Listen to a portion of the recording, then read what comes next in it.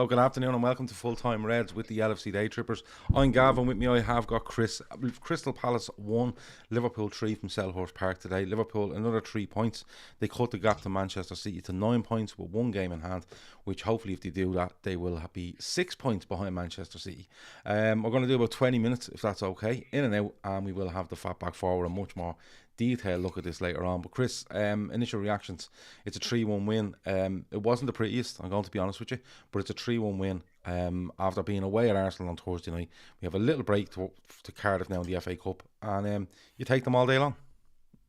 Yeah, it's a massive win. Look, people getting obsessed with performances at the moment. It's just get the job done, And let's be fair. You know, we've got the win. We saw with City last night.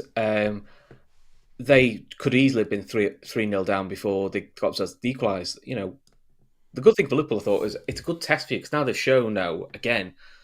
Look, we could go 2-1 down. We can ride it out, and then we can get in. Because to be fair to us, I think after we went 2-1 down, the only other shot I think they had on target was the Luisi shot, which is a good save by Allison. Yeah. But other than that, they had shots from centre backs from distance or from angles where you sort of go and already them go in, you are looking at the keeper. Mm-hmm. So look, job done. Look, Palace away is never easy. Klopp's record against Palace is brilliant. I think it's now 14 wins in 16 games. But Palace away is always one of those games where you have to earn the win. As in, it's a team you should be, but it's not a straightforward win. So listen now, Liverpool got 2 weeks off now to sit there going, right, we're back in line. And Fabinho's just amazing at penalties. Yeah, he should be on them for good. But just looking at the lineup, he goes very, very strong again. Very strong. I think the only change is Oxlade-Chamberlain in for Cade Gordon from Thursday night, and he's clearly looked at it and said to himself, right, one game, give it everything, 2 weeks off. There might be players going off on international stuff, but 2 weeks off from club football. Let's go and do it. And to be honest with you, Chris, we scored early through Van Dijk. It's a brilliant header. We're so dominant in that first half. So dominant. Were you even worried at half time? Because it's 2-0 and I'm thinking, we're so dominant. It should be 3 or 4. Yeah, my slight annoyance was we should have scored more than 2. And we had a mad 5 minutes where Matip tried to set up their striker. Good save from Allison. And Firmino, who's normally very good on the ball, just passed it straight to their winger. Which again, Allison gets a good save on. So you're like, well, they've only had 2 real big chances, and they've come from us being a little bit sloppy. Klopp will sort that out at half time.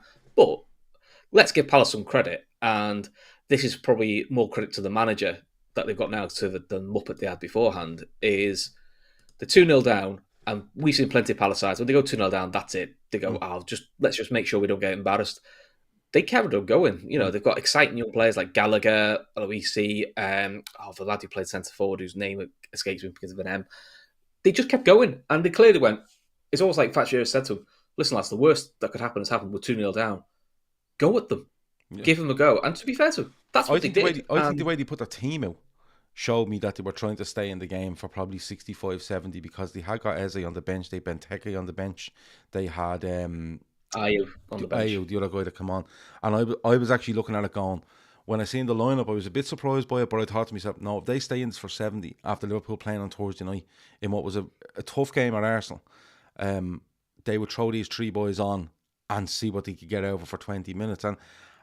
And like, we'll get into all that in a few minutes, but the opening goal of Van Dijk, we haven't seen enough of that from Liverpool this season. A good ball in the box, big defender getting ahead in it, and he absolutely buries it. And it was the perfect start. Oh yeah, good movement. Still moaning. Why is he free? Well, it's his movement. But what we saw with that delivery is probably what we saw in the Arsenal game is Liverpool got back to getting dangerous deliveries from corners because we've probably gone through a spell of about 3 or 4 weeks where the corner delivery's been shocking. But look, no one's stopping that header. It's an absolute bullet header. I mean, the criticism of Van Dijk is he should get more of them. Really, yeah. We've been if anything, every cross we've had always falls to Matip, who it is a little bit of a flip of a coin which way the header goes for an attacking header. But look, 1-0, you're thinking that's what you want, early goal. And then we just get pushed and pushing, and you're just like, we just need this second to kill it because we were pretty much camped in their half for a good 35 minutes. And then Chamberlain took his goal. I was pleased for Chamberlain because, he scored against Brentford. Now he's come back in after a small knock. scored against Palace. So again, you start to look at Chamberlain going, he's making himself a real option in a position that, he would like to be in centre mid, but he's making a nuisance of himself wide right. And one thing Chamberlain has, he has a finish on him, and he does, he takes it well. So I was pleased. I was pleased for him. I did see something at half time from it would actually come up my Twitter feed, because when I went to half time I went off and done a few bits, come back for the second half. But any chance it could have been ruled out for Firmino being offside? Yeah, they were saying that. They said Jamie Redknapp. So if Jamie Redknapp says it's offside, he's talking out his arse. Said because Firmino jumps, that makes the defender follow him, which you can argue with, but is that any different to City's equaliser last night, where the cross comes in and one of the lads is offside, but the lad who buries it isn't? But he still stood offside and he goes over his head before he scores. So it's no real difference. The thing is, he was always following Firmino anyway.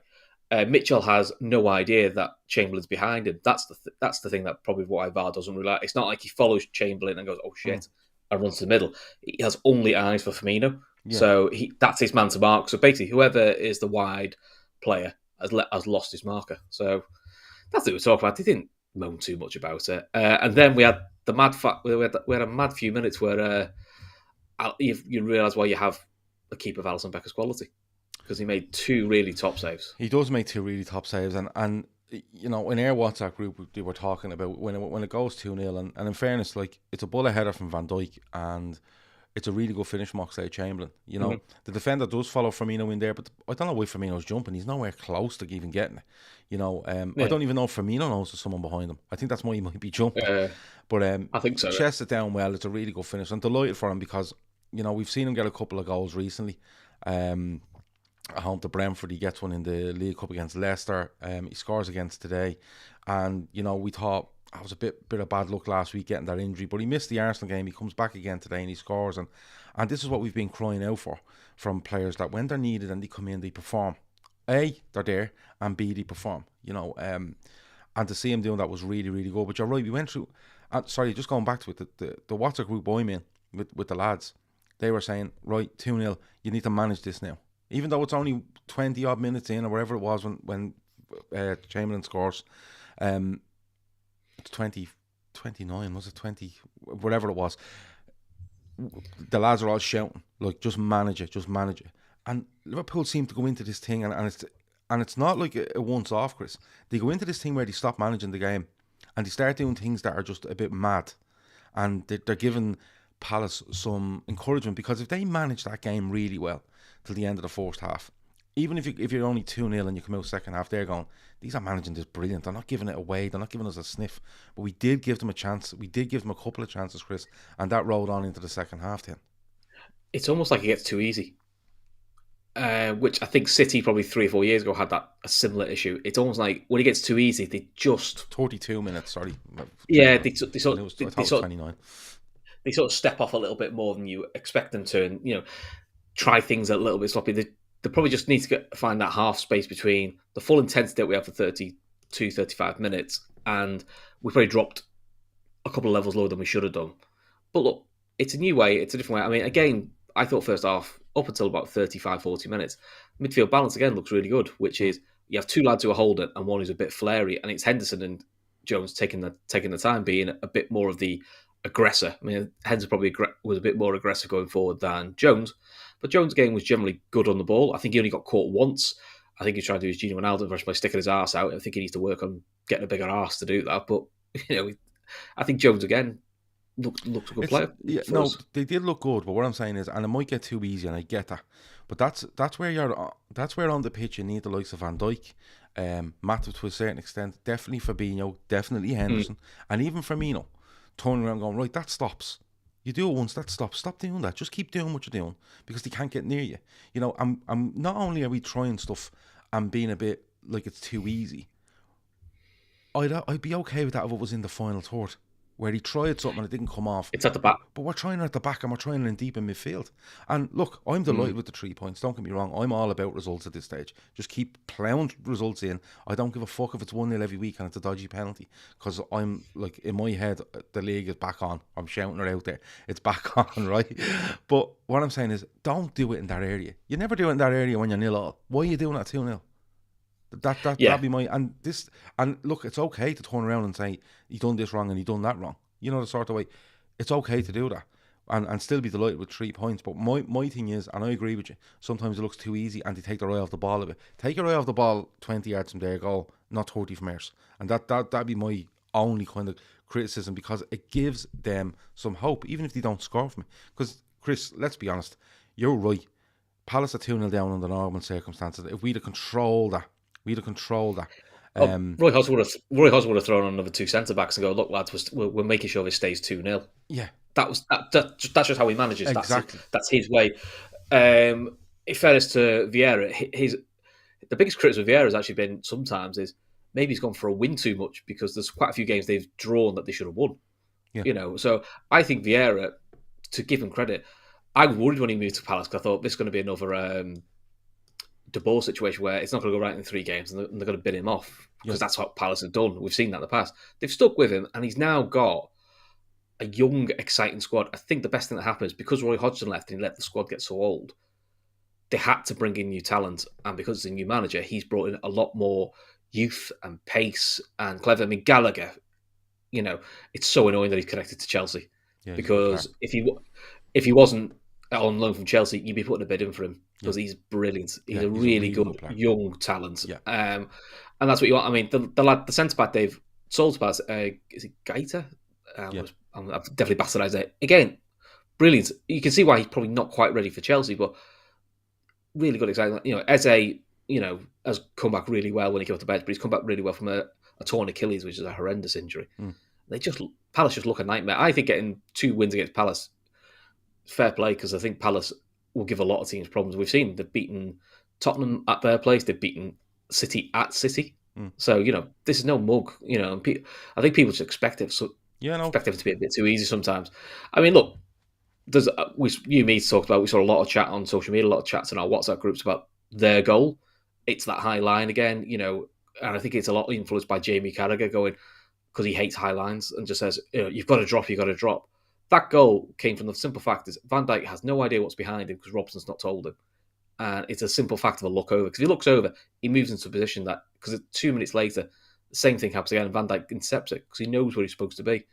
And Liverpool are always going to play that high line. So whether we like it or we don't like it, that's how they play it, because they've got one of the best sweeper keepers in the world. But also, you expect Matip and Van Dijk to read and look and have some awareness of what was around it. And that's what they weren't doing very well for a good 20 minutes. Palace tweaked their system and we stayed the same, says You Never Walk Alone 96. We need to evolve in games. Stop the loose passing and manage the lead. I agree with you. I do agree with you. Arsenal for Life says Vieira is going to be a top manager. I think he's shown really, really good qualities in the time at Palace. Because not only is he fairly inexperienced as a manager, but like you said, that squad at the end of last season had about 16 players that were due to leave. They were an oldish squad. I think they were out of contract. There was a lot of stuff going on there. But he's come in and he's given players the chance to play. You know, express themselves. You know, I think is the big thing for him. And he did tweak it. And I agree with You Never Walk Alone 96 a little bit there. Liverpool, when it was tweaked, Liverpool should have tweaked a little bit and just continued to play as they were and stop trying to counter what Palace were trying to do. Like the high line thing. Sorry, Chris, the high line thing, right? They're always going to play the high line. The biggest thing for me is if you're not sure what's behind you and you haven't got a show, you track a runner, right? Or if you're looking in at something and you know a guy doesn't know there's someone behind him, you track him, because you're better off tracking him and being a defender than letting them run and hoping the offside comes. Like, you'll see things where a player will go through and one defender will be deep and he plays him onside and he scores or he gets a chance and the rest of the defence has gone mad. But I'd much rather my fullback look and go, oh, listen, I'm not getting up beside Van Dijk and hoping. I'll track him. I'll just track him all the way. And if he gets a shot off, I'm the one that can turn around and shout, here, if you're going to play this high line, you need to know what's around you. You know, the sort of way. We saw that a bit later on because the same run was made again, but Robertson gets his arm across him Yeah, and he still gets a shot off, but it's off balance because he yeah, puts him off, because he tracks which is him. basically what he should have done for the first goal. And I Yeah, think someone's had a word of him, said it's the same run, yeah, and the way Klopp was going mad, I think he's going mad. He's going, that's the move we've talked about. That's the move. You know what you're supposed to do, and you're not doing it. In terms of adapting, I did think the Minamino sub was the adaptation because we took off a runner in Chamberlain. Chamberlain was playing well, but Chamberlain's role is get him in behind, use yeah. his pace. Uh, Minamino was You're more probably looking at off. Chamberlain where he's probably getting an error because he's missed Thursday. That's probably another There is part of it as well. there is success, but I suppose off the ball, Minamino just played right wing. But at times on the ball, he was almost playing like a diamond. He was drifting inside just to pack the middle. And it's no surprise once Minamino came and they packed the middle, we saw Will Hughes get booked. We saw Gallagher get booked because they were getting overrun. So they were stretching. Yeah. They were starting to throw in late challenges, which they weren't before because they had more control. So that's the tactical tweak we did. Because it must have been, apart from, and we'll talk about the Aloisi shot, which is a great save of Van Dijk. I mean, fair placement, some skill to take that on. I think after that, we kept them fairly well at arm's length, where they were getting lots of chances, but, set pieces were a lot better defended. And it was shots from distance or shots from acute angles where you're going, I'd expect the keeper to save it, which, City and Chelsea do that. They'll let teams have shots, but they're from certain angles where you go, percentage football, they're not going to score from that angle. If they do, we'll see what happens. Kev O'Sullivan says, absolute dumb luck today. Palace can feel hard done by. Alisson, man of the match. Guinness is great in the pub. But it is great in the pub. Everyone's just for anyone that doesn't know, in Ireland, they've just binned all the restrictions now. I think you have to wear a mask. You have to wear a mask in shops, on public transport and theatres and stuff like that. But come the end of February, that's gone. But you don't need anything in Ireland anymore. I think in England, the masks go tomorrow. And it's almost like life's back to normal. Yeah, in Ireland, it's you don't need COVID passes in pubs and stuff. We're having a great time here again. The crack is back, apparently. But look, Garmax makes a good point. He says, look at the week for what it is. 2 away wins against tough opponents and without the best player in the world. Just be happy with it. I'm delighted with it. I'm over the moon with it. You still have to assess it though, Gar. And let's be fair, the team couldn't have done much more with the 3 lads gone. They just couldn't have. And they've put themselves in a good position where Salah, Mane, Keita be looking going, we've gone away, we've come back, the gap has reduced, we've a game in hand, we've the FA Cup, we've a cup final to look forward to. They've done really, really, really well. We'll finish up in a few minutes, but I'll ask you this, Chris. They scored on 55 minutes, and I'm thinking, because I literally went, go back to managing this to 60. And we'd be fine. They score on 55, Chris, and I'm going to be honest with you, I thought to myself, well, here we go again. Because the commentators, as some people have said in the chat already, were just they loved it. Incessant over 2014. Yeah, and I think from 2014, there's only Henderson in that starting line that's still there. Milner's on the bench, but you know what I mean? There's in fact, Milner wasn't even there. So it's mad. It's like us going back, Milner wasn't there in 14. Yeah, but it's like us going back to United losing. Say if United lose at West Ham, we go, Joe, do you remember when they lost at West Ham and it cost them the title? You go, none of those guys are there, But that shows how far it is for Palace. Klopp's literally lost 2 games to Palace in now 16 efforts. One was one of his very first home games, and I think it was an away game. So you're sort of going, we don't lose to Palace very often. Yeah. It's always tough. But look, take it for what it is, and then look the penalty. I mean, the penalty's bold piss, which is. I quite like. It's a ridiculous ball from Trent. Well, it's one of those things where they score and then it's kind of that we make the change with Minamino to get more in the midfield, and they are a bit overrun, but they're still kind of launched balls and they're getting onto it. I think you've mentioned that already. And there is one where the lob over Alisson, and you're like, I'm looking at 85 and I'm thinking to myself, 55, now it's 85, and then I'm thinking, do you know what, if I was nearly in my head thinking, if Palace are going to score, let them score on 75 and give us 15-20 minutes of go with it. Don't let them score on 85, 86, 87. Yeah. And they have a chance and you're kind of going, oh, fuck's sake, the penalty, is it a penalty for you? My initial reaction was no, because only because the keeper does, people say the keeper does take Jota, but I thought the ball had gone. I thought the toucher took it away. They've clearly decided, and I think that the referee has decided that if the keeper doesn't take out Jota, he's probably getting onto the balls around the keeper. So I think it's one of those ones, it's 50-50. If it's given against you, you fume it. If it's given for you, you just take that bit of luck. And I mean, people say, what would you do if it was given against Liverpool? It'd be all right because Alisson would have caught the ball before the guy got it anyway. So one of them. So It was a pen. The goalkeeper impeded the play. Says a boy, not him. I think, oh boy, not him. I'm going to read it like that. Ball from Trent was a proper worldie, says Ash McCall. Elliot Thiago midfield against Cardiff, please, says Kevin Ball. There's loads of comments coming in there, but look, I could see Elliot being used a little bit front three-ish just to get him in his rhythm a little bit. I just want to see him back because he's dead. I want to see him back. Just one thing, because I've seen it addressed in the chat, a few saying Klopp's too stubborn. You have his high lines cost us a lot of points. They threw it up on Sky now. That's now 16 games we've took the lead in. We've won 13. We've drawn 3. City have done it 17 times and won 17. So that's the difference. Mm-hmm. But if it is the highlights costing us, we're talking 6 points. We're not talking... People are acting like it's 10, 12 games it's cost us. It's 3 games we're talking about where we took these and we should have controlled them better. It's not the fact that they're doing the high line. It's the fact that the idea of the high line isn't what's doing them. It's when to track and when to hold. Yeah, that's what it is, and it's only that decision that's been the problem for me. If you hold it and he runs in behind and he's off. If he makes a really good run and someone doesn't see it because there's 4 of you looking in the right direction. If one of you doesn't take the thing to go, look, he's making a deep run, I have to track him over the back of a centre half, and a fullback has to do it. Absolutely fine. We're going to finish up in a minute. I'll get your man of the match, please. Alisson. Yeah, I'm with has that. to be. We're doing the show at 10 o'clock, and I can't see me change my mind between now and then. Oh, yeah. The other big shout is the women played at the same time away at Crystal Palace and showed the men how to do it. They smashed Palace 4-0. There you go. They're so, 7 points clear at the top, am I right? 7 points clear. We've played a game more, but 7 points clear. And touch wood, the run of the next couple of home games are what are on the bottom half side. So games you would expect them to win. Good stuff. And then March is massive. So, and I'll be recording the women's show tomorrow. Oh, that's right. Yeah, that's right. Thanks for reminding me, because I would have forgot. But listen, FB Fatback 4 will be interesting tonight, says Ash McCall. Keith is coming. Well, Kev is in the pub, so we hope he'll be back. Keith was away in Spain, so I hope he'll be back. Shawnee is off the drink. I can't believe it. He'll be there, and I'll be here. I've cans in the fridge, you know yourself. But that'll be the Fatback 4. 10 o'clock. 10 o'clock. Kev or Chris will be in the chat. Everyone else will be in the chat. Thanks a million for joining us, following the game. 200 watching, 59 likes. Smash that like button on your way out. Please subscribe if you haven't already. Share it across your social media. And the comments, as always, have been tremendous. This show is brought to you by Féileacáin. That's our new charity partner.